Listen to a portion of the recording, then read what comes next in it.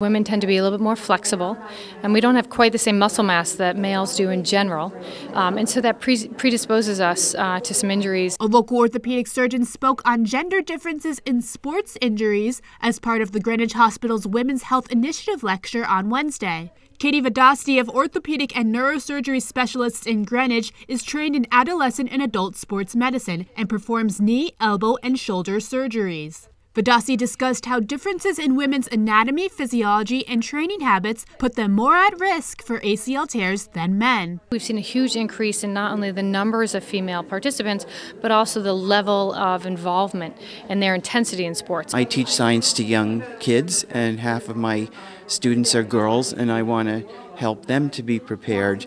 And all my students are very active. She says since men tend to be more involved in high-impact sports, they are more prone to fractures and contusions. Vadasi says some key ways to prevent injuries are to look at the shoes you're wearing, as well as increasing your calcium and vitamin D levels. We want flexibility out of the shoe, so that's why a running shoe might be less stable but have a little bit more flexibility to it. Making sure that you take a calcium supplement, and that's a different quantity of calcium that is necessary at different parts of our life. As well as vitamin D. She also advises to practice strength training. Working on strength training, and that's at all different ages. That will prevent the fall and prevent the fracture.